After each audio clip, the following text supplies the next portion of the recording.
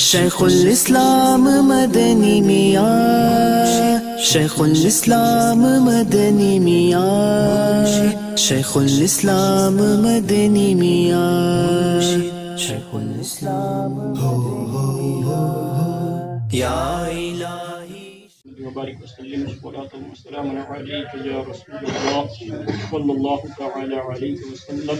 يا الله يا رحمن يا رحيم بما رحم نستعين بحق إياك نعبد وإياك نستعين. مولا کریم ہم تیرے توفیق سے تیرے محبوب بندوں کے آستانے پر حاضر آئے ہیں. بار الہ ہم سب کی حاضری کو اپنی بارگاہ بے نیاز میں قبول منظور فرما. مولا کریم جن کے آستانے پر ہم سب حاضر ہیں ان کے فیضان سے ہم سب کو مالا مال فرما. ان کے صدقے میں ہمارے تمام تر صغیرہ کبیرہ گناہوں کی بخشش عطا فرما. مولا کریم ان کے صدقے میں ہمیں نیکیوں کی خوب توفیق عطا فرما. ان اللہ والوں کے توسل سے مولا ہمیں دین و سنیت کی خدمت کا جذبہ سلیقہ طریقہ عطا فرما. مولا کریم ہمیں ہمارے مشن میں مقاصدوں میں کامیابی اور کامرانی عطا فرما. ہمارے شیخ الاسلام ٹرسٹ کو عروج اور دوام عطا فرما. اس کے جملہ ممبران کو مولا کریم دونوں جہان میں اس کی برکتیں عطا فرما. ہمارے قبلہ سید صادق علی باپو قبلہ سید عقیل باپو کے بازوؤں میں قوت عطا فرما. مولا کریم انہیں صحت عافیت والی لمبی زندگی عطا فرما. مولا کریم ان کا دست بازو ہمیں بن کر چلنے کی توفیق عطا فرما. پیر و مرشید کا سایہ ہم سب کے سروں پر چلتے اہل سنت پر تادیر قائم و دائم فرما. مولا کریم ہمارے کاموں میں اخلاص عطا فرما، نیتوں میں اخلاص عطا فرما. ہم سب کو فارغ البال فرما، خوشحالی اور فراخی عطا فرما. اپنے دین کی خدمت کے لیے مولا ہم سب کا انتخاب فرما. مولا کریم اپنے دین کی خدمت کے لیے مولا ہمارا انتخاب فرما. ہمارے کاموں میں اخلاص عطا فرما، ہمیں ثابت قدمی عطا فرما. مولا کریم ہمیں حوصلے عطا فرما، قوت عطا فرما، کامیابیاں عطا فرما. مولا کریم ہم سب پر کرم فرما، بیماروں کو شفا عطا فرما، بے اولادوں کو نیک اولاد نصیب فرما. ہم سب کو اور تمام عالم اسلام کے مسلمانوں کو عزت والی، چین والی، سکون والی، راحت والی زندگی نصیب فرما. سنت و شریعت پر استقامت نصیب فرما. مولا کریم ہمیں بھی نماز کا پابند فرما دے اور دوسروں کو مساجدوں کی طرف لے جانے کی ہمیں توفیق عطا فرما. یا اللہ ہم سب کو حرمین طیبین کی بار بار بعد اب حاضری نصیب فرما. ہمارے دلوں کی نیک جائز تمناؤں کو ان اللہ والوں کے صدقے میں پوری عطا فرما. سرکار کے قدموں میں ایمان پر خاتمہ بالخیر فرما. بقیہ پاک میں مدفن کی جگہ عطا فرما. حضور کی غلامی میں ان اللہ والوں کی غلامی میں حضور کی غلامی میں جنت میں جانا ہم سب کو نصیب فرما. یا رب بالمصطفیٰ بلغ مقاصدنا واغفر لنا ما مضى واسع الكرم.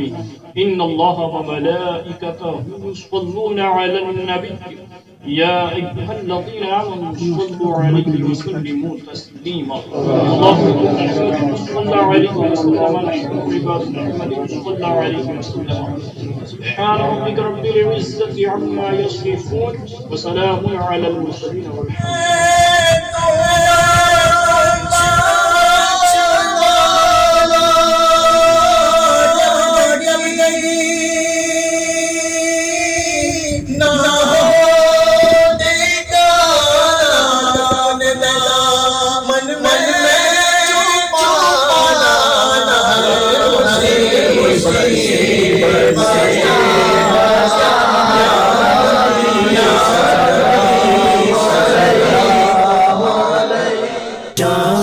مدنی کی جہاں میں دھوم ہو، ہر گھڑی عرفان مدنی کی جہاں میں دھوم ہو. غوث اعظم اور شہ سمنان کا ہے واسطہ، غوث اعظم اور شہ سمنان کا ہے واسطہ. کیا خدا فیضان مدنی کی جہاں میں دھوم ہو، کیا خدا فیضان مدنی کی جہاں. اعوذ باللہ من الشیطان الرجیم. بسم اللہ الرحمن الرحیم. الصلاة والسلام علیک یا رسول اللہ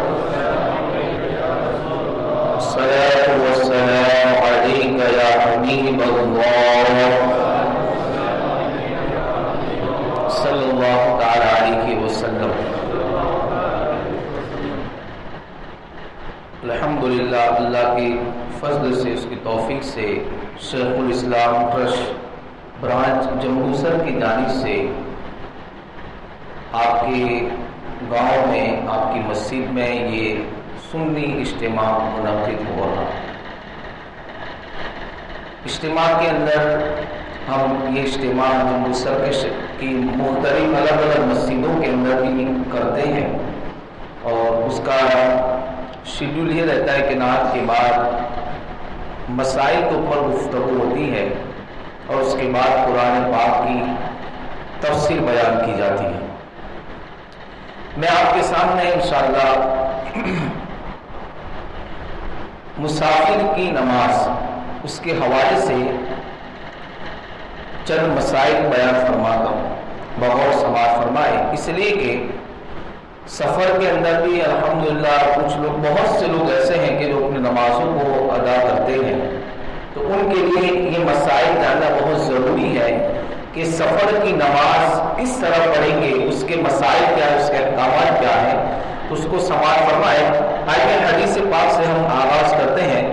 سیدہ عائشہ صدیقہ رضی اللہ تعالی عنہا سے یہ مروی ہے، فرماتی ہے کہ نماز 2 رکعت پہلے فرض کی گئی، پھر سرکار صلی اللہ علیہ وسلم نے ہجرت فرمائی تو 4 فرض کی گئی، لیکن سفر کی حالت میں 2 ہی پر جو ہے حکم آیا کہ 2 رکعت ہی نماز پڑھے جو فرض ہے، یعنی 4 رکعت والی نماز جو فرض نماز ہے وہ سفر کی حالت میں 2 پڑھی جائے گی۔ اب سفر، ہم یہاں سے بھروچ گئے تو بھی ہم کہتے ہیں ہم سفر میں ہیں، لیکن شرعی سفر کسے کہتے ہیں؟ تو اپنے علاقے سے 92 کلومیٹر، اپنے علاقے سے 92 کلومیٹر جانے کا ارادہ ہے، جہاں جا رہا ہے وہاں 15 دن سے کم ٹھہرنے کی نیت ہے، تو ایسا شخص مسافر ہے۔ 4 والی فرض نماز وہ 2 رکعت پڑھے گا۔ پہلے اس کو سمجھیے کہ اپنے علاقے سے 92 کلومیٹر 12 کلومیٹر جانے کا ارادہ ہے، جہاں جا رہا ہے وہاں 15 دن سے کم ٹھہرنے کی نیت ہے، تو ایسا شخص شرعی مسافر ہے۔ فرض کی 4 رکعت والی جو نماز ہے وہ قصر کرے گا، یعنی 2 رکعت پڑھے گا۔ سنت، وتر، نفل میں قصر نہیں ہے۔ قصر بھی خالی ظہر، عصر اور عشاء کے اندر ہے۔ جو 4 رکعت والی ہے وہ کتنی پڑھے گا؟ 2 رکعت پڑھے گا۔ یاد سمجھ میں آیا کہ کہاں جانا ہے، کتنا کلومیٹر ہے، یہ دیکھا جائے گا، اور دوسری چیز یہ دیکھی جائے گی کہ کتنے دن ٹھہرنا ہے۔ 15 دن سے کم ٹھہرنا ہے، 1 ہفتہ، 10 دن، 12 دن، 2 دن، 1 دن، تو آپ جہاں گئے ہیں تو وہ دیکھیں گے کہ کلومیٹر اتنا ہے، تو وہ شخص وہاں پہنچ کر شرعی مسافر ہے اور وہ 4 رکعت والی 2 پڑھے گا۔ اسی طرح راستے میں بھی، جیسے روزہ ٹنکاریا سے آپ سورت کے لیے نکلے تو روزہ ٹنکاریا چھوڑ دیا تو آپ راستے میں جہاں بھی اسٹاپ کریں گے، چاہے سمری ہو، بھروچ ہو، انکلیشور ہو، وہاں پر بھی آپ 4 رکعت والی فرض کو 2 ہی پڑھیں گے۔ ایسا نہیں ہے کہ منزل پر پہنچنے کے بعد مسافر کی نماز کا حکم ہوگا، نہیں، راستے میں بھی آپ جو ہے 4 رکعت والی نماز کتنی پڑھیں گے؟ 2 پڑھیں گے۔ روزہ ٹنکاریا چھوڑ دیا، جہاں بھی آپ اسٹاپ کریں گے آپ جو ہے 4 رکعت والی 2 پڑھیں گے۔ جہاں جا رہے ہیں وہاں 15 دن یا اس سے زیادہ ٹھہرنے کا ارادہ ہے، تو ایسا شخص اب منزل پہ پہنچنے کے بعد مسافر نہیں رہے گا، مطلب کہ سفر تو ہے لیکن اب وہ 4 رکعت والی نماز 4 پڑھے گا۔ 15 دن یا اس سے زیادہ جہاں جانے کا ارادہ ہے وہاں منزل پہ پہنچنے کے بعد، اب میں مثالیں دے کے سمجھاتا ہوں، باقی سمجھ میں نہیں آئے گا۔ آپ نے یہ ارادہ کیا کہ میں احمد آباد جا رہا ہوں 20 دن کے لیے، 20 دن چونکہ احمد آباد آپ کو رکنا ہے، تو آپ جیسے ہی احمد آباد پہنچیں گے آپ مسافر نہیں رہیں گے، آپ کا وہ وطن اقامت ہے۔ کیا ہے؟ वतन इकामत। एक होता है वतन असली, एक होता है वतन इकामत। वतन असली उसे कहते हैं जहां आप पैदा हुए, आपका रिहाइश, घर, मकान, बीवी बच्चे सब है। और एक है वतन इकामत, यानी जहां जा रहे हैं वहां 15 दिन से ज्यादा या 15 दिन या उससे ज्यादा ठहरने की नियत है, तो वो इलाका आपके लिए वतन इकामत है। तो आप 20 दिन के लिए अहमदाबाद गए तो वहां पहुंचेंगे तो आप पर 4 रकात वाली अब 2 नहीं रहेगी, कितनी पढ़ने पड़ेगी आपको? 4 पढ़ना पड़ेगी। लेकिन इसमें एक मसला है, रास्ते में फिर भी आप जहां रुकेंगे वहां आपको कसर पड़नी है। समझ में आया? एक तो ये है कि 15 दिन से कम ठहरना है तो रास्ते में भी कसर है, पहुंचने के बाद भी कसर। लेकिन जहां जा रहे हैं वहां 15 दिन या उससे ज्यादा ठहरने का इरादा है तो पहुंचने के बाद तो पूरी पड़ेंगे, लेकिन रास्ते में क्या करेंगे? कसर पड़ेंगे। और अगर आप जैसे सूरत में पहुंचे, अहमदाबाद में इमाम की इब्तिदा में नमाज पढ़ रहे हैं तो इमाम की इब्तिदा में, चूंकि इमाम मुकीम है तो उसकी इब्तिदा में 4 रकात ही पढ़ी जाएगी जमात के साथ। अगर कोई शख्स ये सोचे कि लाओ ज्यादा सवाब पाऊं, कहते हैं ना कि लाओ ज्यादा सवाब पाऊं, 2 के बदले 4 ही पढ़ूं, तो फरमाया नमाज दोहराना पड़ेगी। 2 का हुक्म है तो 2 ही पढ़ेंगे। अल्लाह ने हमारे लिए आसानी रखी है कि सफर में 4 रकात वाली 2 ही पढ़ेंगे। अकेले पढ़ेंगे तो 2 ही पढ़ेंगे, जमात से पढ़ेंगे, इमाम मुकीम है तो आप पूरी नमाज पढ़ेंगे तो भी नमाज हो जाएगी। तो 2 मसले कि जहां जा रहे हैं वहां ये देखा जाएगा 15 दिन से कम है तो आप जितने दिन वहां रहेंगे तो 2 रकात ही पढ़ेंगे, 4 रकात वाली फर्ज नमाज। और 15 दिन या उससे ज्यादा ठहरना है तो पूरी नमाज पढ़ेंगे। लेकिन रास्ते में तो क्या है, आप फिर भी मुसाफिर है। इसी तरह आप समझिए कि सूरत गए और आपकी जोहर और असर की नमाज कज़ा हो गई। अब आप अपने गांव में आके मस्जिद में इशा के वक्त पहुंचे तो सोचा कि लाओ मैं जोहर और असर आज की नमाज अदा कर लूं जो मेरी छूट गई है, कज़ा है। तो चूंकि सूरत में आपकी कज़ा हुई थी तो गांव में भी वो नमाजें 4 के बदले 2 ही पढ़ी जाएगी। समझ में आया? ये मसला बहुत से लोगों के इल्म में नहीं होता। जहां गए हैं वहां जो कज़ा हुई है, चाहे आप दूसरे दिन पढ़ो, तीसरे दिन पढ़ो, जब भी पढ़ो, वहां कज़ा हुई है तो ये यहां आके नमाज वही पढ़ेंगे जो हुक्म है, यानी 4 की 2 रकात। 2-4 दिन की आपकी जोहर असर इशा बाहर गांव में निकल गई, कज़ा है, अब आप आके पढ़ेंगे तो वो 4 की कितनी पढ़ेंगे? 2 रकात पढ़ेंगे, पूरी नमाज नहीं पढ़ेंगे, 4 रकात नहीं। चूंकि आपकी कज़ा वो सफर की हालत में हुई है और वो सफर आपका शरई सफर था। इसी तरह एक शहर के 2 रास्ते हैं कि एक रास्ते से जाओ तो 90 किलोमीटर पड़ता है और दूसरे रास्ते से जाओ तो 95 किलोमीटर पड़ता है। तो अब 2 टीम निकली, 2 गाड़ियां निकली कि भाई एक गाड़ी इस रास्ते से गई जहां 90 किलोमीटर है गांव या शहर, और दूसरी गाड़ी 95 किलोमीटर से गई। तो जो 95 किलोमीटर का रास्ता जिसने तय किया, वो गाड़ी वाले, वो जितने भी लोग हैं, वो सब के सब 4 की 2 पढ़ेंगे। और वो बंदा उसी शहर में 90 किलोमीटर का रास्ता तय किया तो वो पूरी नमाज पढ़ेगा।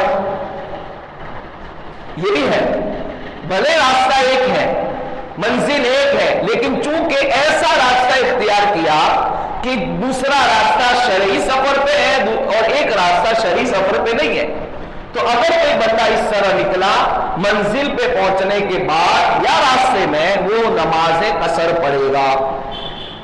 इसी तरह जुमा की नमाज मुसाफिर पे नहीं है। अगर वो जुमा किसी शहर में पहुंचने के बाद छूट भी गई तो वो वहां 2 रकात जोहर की नमाज पढ़ेगा। अच्छा, इसमें एक मसला मुझे याद आया। आपके साथ एक हाफिज साहब, आलिम साहब, वो भी निकले हैं अहमदाबाद की तरफ या सूरत की तरफ, जुमा का दिन है, उन सब की जुमा चली गई।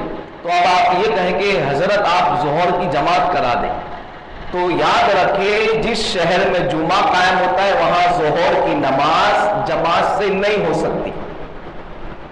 जमात से वो रहा जोहर की नमाज नहीं हो सकती।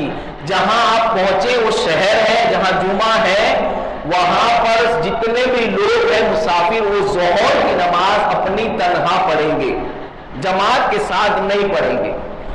इसी तरह एक लड़की की शादी यहां से राजकोट या भावनगर साइड या बंबई में हुई, यहाँ के गांव की लड़की की शादी, अब वो उसका ससुराल ही उसका घर है। जब वो मायके में आएगी तो चूंकि 1000 किलोमीटर, 500 किलोमीटर या 92 किलोमीटर से ज्यादा उसका ससुराल है, अपने गांव में जब वो आके नमाज पढ़ेगी तो वो कसर पड़ेगी। अगर उसका इरादा माँ के घर 15 दिन से कम ठहरने का है, अगर उसका इरादा माँ के घर 15 दिन से कम ठहरने का है, तो वो औरत जो है अपने माँ के घर में कसर पड़ेगी। और 15 दिन या उससे ज्यादा ठहरने का इरादा है तो वो पूरी नमाज पढ़ेगी, क्योंकि ये माई का अब उसका घर नहीं, असल घर उसका ससुराल, उसका जहां शौहर है। तो ये मसाइल मुसाफिर के थे जो अहम थे और जो हमारे जो है नमाजों के साथ पेश भी आते हैं कि सफर में इस तरह के मामले। सुन्नत और लफ्ज़ का हुक्म ये है कि अगर इत्मीनान है, कोई झंझट नहीं है, ट्रेन या गाड़ी छूटने का डर नहीं है, तो वो नमाजें पूरी पढ़ी जाएगी। और इशा की जमात अगर आपकी छूट गई, नमाज कज़ा हो गई, दूसरे दिन आप इशा पढ़ते हैं तो उसके साथ वितर भी पढ़ी जाएगी, और वितर की भी कसर नहीं है, वो भी मुकम्मल 3 ही पढ़ी जाएगी। तो ये चंद मसाइल थे जो मुसाफिर के, अल्लाह ताला हम सबको अमल की तौफीक अता फरमाए।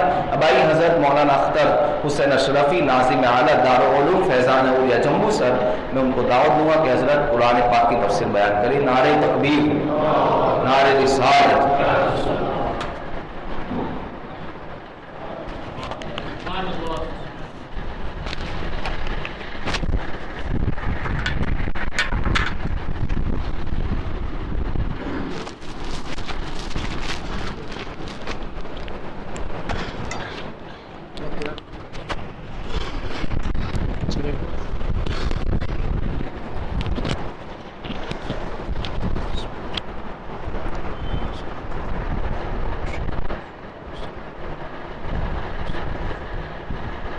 अस्सलामु अलैकुम वरहमतुल्लाहि तआला वबरकातुहू। नहमदुहु व नुसल्ली व नुसल्लिमु अला रसूलिहिल करीम, अम्मा बाद, फ़अऊज़ु बिल्लाहि मिनश शैतानिर रजीम, बिस्मिल्लाहिर रहमानिर रहीम, इहदिनस सिरातल मुस्तक़ीम, सदक़ल्लाहुल अज़ीम। बारगाह रिसालत में हदीय दुरूद पेश करे, पढ़े बावज़ बुलंद, अल्लाहुम्मा सल्लि अला सय्यिदना मौलाना मुहम्मद व बारिक वसल्लिम, सलातु व सलामु अलैका या रसूलल्लाह सल्लल्लाहु तआला अलैहि वसल्लम।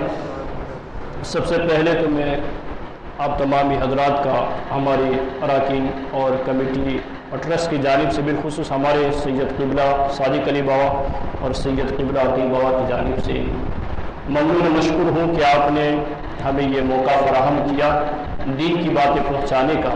अल्लाह तबारक व तआला आप सबको जज़ाए खैर अता फरमाए और आपकी मस्जिद को अल्लाह ताला अहले ईमान की पेशानियों से सुबह क़यामत तक आबाद व शादाब रखे। बड़ी मशहूर मारूफ आयत मुबारका मैंने पढ़ी है, वक्त की मुनासबत से अल्लाह रब्बुल इज़्ज़त का फरमान है, इहदिनस सिरातल मुस्तक़ीम, चला हमको रास्ता सीधा। सरकार आला हज़रत रज़ियल्लाहु ताला अन्हु का जो तर्जमा है, हमें सीधे रास्ते पर चला, दोनों का मफ़हूम एक ही है।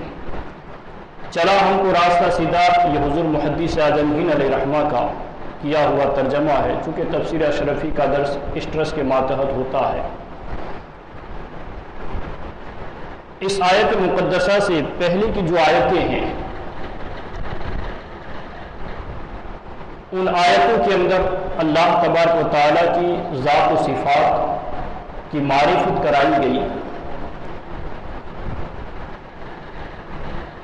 और उसकी इबादत और उसकी हकीकी मदद का जिक्र हुआ। उसके बाद हमें ये तालीम दी गई कि अल्लाह रब्बुल इज़्ज़त की बारगाह में यूं दुआ किया करो, इहदिनस सिरातल मुस्तक़ीम, चला हमको रास्ता सीधा। इसकी तफसीर में मुफस्सिरीन जो फरमाते हैं कि सिरात मुस्तकीम से मुराद कौन सा रास्ता है। सिरात मुस्तकीम से मुराद अकाईद का सीधा रास्ता है,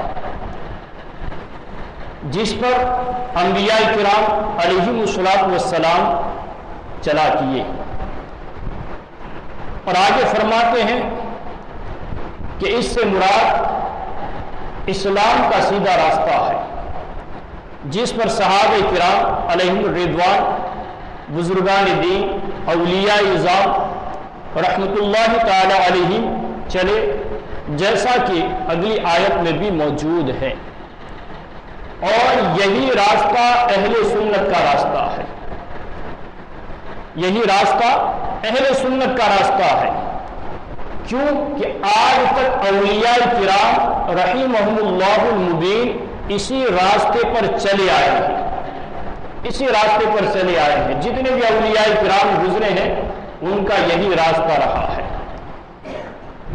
اور آج کے دور کے حساب سے اگر ہم کہیں تو جو سیدھے راستے پر چلنے کی ہم دعا کر رہے ہیں وہ در حقیقت راستہ ہے مسلک اعلیٰ حضرت، چونکہ مسلک اعلیٰ حضرت ہی مسلک اہل سنت و جماعت ہے۔ مسلک اہل سنت و جماعت کا جو دوسرا نام ہے وہ مسلک اعلیٰ حضرت ہے۔ یہ کوئی الگ مسلک نہیں بلکہ اہل سنت و جماعت کا یہ ایک دوسرا نام ہے، اور یہ پہچان کے لیے یہ نام رائج کیا گیا تاکہ حق اور باطل میں امتیاز ہو جائے، فرق ہو جائے، چونکہ بہت سارے آج کے دور کے اندر ایسے بھی کلمہ گو ہیں جو اپنے آپ کو اہل سنت و جماعت سے تعبیر کرتے ہیں، جس کی وجہ سے بولے بالے سنی مسلمانوں کو یہ دھوکہ ہو جاتا ہے، اور وہ یہ سمجھتے ہیں کہ یہ ہمارے عقیدے والوں کی ہی مسجد ہے۔ میں نے کئی مساجدوں پر یہ بورڈ بھی لگا ہوا دیکھا ہے جو ان کی مسجدیں ہوتی ہیں اور لکھتے ہیں اہل سنت و جماعت، جس کی وجہ سے ہمارے لوگوں کو دھوکہ ہو جاتا ہے اور وہ کبھی کبھار ان مساجدوں میں داخل ہو جاتے ہیں۔ تو علماء اہل سنت نے فرق کرنے کے لیے آج کے اس پرفتن دور میں فرق کرنے کے لیے یہ پہچان کے طور پر ہمیں نام دیا ہے کہ آج کے دور میں سچا مسلک کون سا ہے اور صحیح راستہ کون سا ہے، تو وہ ہے مسلک اعلیٰ حضرت، وہ ہے مسلک اعلیٰ حضرت۔ تو اسی راستے پر چلنے کی ہمیں دعا کرنی ہے، اور اسی کی تعلیم اس دعا میں ہمیں کی گئی ہے، چونکہ یہی راستہ نبیوں کا راستہ رہا ہے، یہی راستہ صدیقین کا رہا ہے، یہی راستہ صالحین کا رہا ہے، یہی راستہ شہداء کا رہا ہے۔ اس آیت مبارکہ کی جو تفسیر ہے قرآن کی آیت سے، ہم نے جو دعا کی اہدنا الصراط المستقیم، چلا ہمیں سیدھا راستہ، اعلیٰ حضرت کا ترجمہ ہمیں سیدھے راستے پر چلا۔ اچھا یہاں پر ایک لطف کی بات یہ بھی عرض کر دوں کہ حضور محدث اعظم ہند کا ترجمہ بھی ہمیں سیدھا راستہ چلا، حضور سیدی اعلیٰ حضرت رضی اللہ تعالیٰ عنہ کا ترجمہ بھی ہمیں سیدھے راستے پر چلا، اور مولانا اشرف علی تھانوی نے ترجمہ کیا کیا، ہمیں سیدھا راستہ دکھا، ہمیں سیدھا راستہ دکھا۔ چلا اور دکھا اس میں فرق ہے، ہمیں معلوم ہے کہ سیدھا راستہ کون سا ہے، سیدھا راستہ نبیوں کا سیدھا راستہ، صدیقین کا سیدھا راستہ، صالحین کا سیدھا راستہ، شہداء کا سیدھا راستہ، جس پر ہمارے غوث پاک چلے وہ سیدھا راستہ، جس پر خواجہ اجمیر چلے وہ سیدھا راستہ، جس پر محمود پاک چلے وہ سیدھا راستہ، جس پر صابر پیا کلیری چلے وہ سیدھا راستہ، جس پر اولیاء کرام چلے وہ سیدھا راستہ۔ اب اس راستے پر چلنے کی ہم اللہ سے دعا کر رہے ہیں کہ مولا اس راستے پر جو تیرے برگزیدہ بندے چلے ہیں اسی راستے پر تو ہمیں چلا۔ ہمیں معلوم ہے کہ یہ اللہ والوں کا راستہ ہے اور انہیں ابھی تک پتہ ہی نہیں چلا کہ سیدھا راستہ کون سا ہے، انہیں پتہ ہی نہیں چلا۔ یہ دیکھنے کی دعا کر رہے ہیں کہ ہمیں سیدھا راستہ دکھا، اور اللہ نے ہمیں دکھا دیا ہے کہ راستہ سیدھا کون سا ہے، اسلام والا سیدھا راستہ ہے، ایمان والا سیدھا راستہ ہے، اولیاء کرام والا سیدھا راستہ ہے۔ اس راستے پر چلنے کی ہم دعا کر رہے ہیں، اور عرض یہ کر رہا تھا کہ ہم دعا کرتے ہیں کہ اللہ تو ہمیں سیدھے راستے پر چلا، راستہ ان کا جن پر تو نے انعام کیا، جن پر تو نے احسان کیا۔ انعام کن پر ہوا ہے؟ تو اللہ خود ہی قرآن پاک میں فرماتا ہے انعم اللہ علیہم من النبیین والصدیقین والشہداء والصالحین. اللہ کا احسان، اللہ کا انعام نبیوں پر ہے، اللہ کا احسان، اللہ کا انعام صدیقین پر ہے، صالحین پر ہے، شہداء پر ہے. یہ وہ مقدس جماعتیں ہیں جن کے راستے پر چلنے کی ہم صبح و شام اور 5 وقت نمازوں میں دعائیں کر رہے ہیں. اے اللہ تو ہمیں سیدھے راستے پر چلا. اللہ کی بارگاہ میں دعا ہے کہ اللہ تعالی ہمیں اسی راستے پر قائم و دائم رکھے اور اسی راستے پر ہم سب کا خاتمہ بالخیر فرمائے. چونکہ وقت کی قلت بھی ہے، عشاء کا وقت بھی قریب ہے اور کھانے پینے کا بھی ٹائم ہے. اسی مناسبت سے میں اپنی گفتگو کو یہیں پر ختم کرتا ہوں. پھر کبھی انشاءاللہ دوبارہ آپ کی خدمت میں حاضر آنا ہوا تو مزید قرآن پاک کی آیتوں کی صورتوں میں تفسیر بیان کی جائے گی. اللہ تبارک و تعالی ہم سب کی حاضری کو اپنی بارگاہ میں قبول و منظور فرمائے، دارین کی صحابتوں سے مالا مال فرمائے. اللہ تبارک و تعالی آپ کی مزید کو اہل ایمان کی پیشانی سے آباد و شاداب رکھے. پھر آخر میں تمام حضرات کا، ذمہ داران کا، مولانا صاحب کا، ٹرسٹی حضرات کا میں بہت ممنون و مشکور ہوں کہ آپ نے یہ موقع ہمیں فراہم کیا کہ ہم آپ کے دیار محبت میں آئے اور یہاں آ کر ہم نے دین کی باتیں آپ تک پہنچائی. اللہ تعالی ہماری کاوشوں کو قبول فرمائے. السلام علیکم ورحمۃ اللہ تعالی وبرکاتہ. صلاۃ والسلام متصل انشاءاللہ.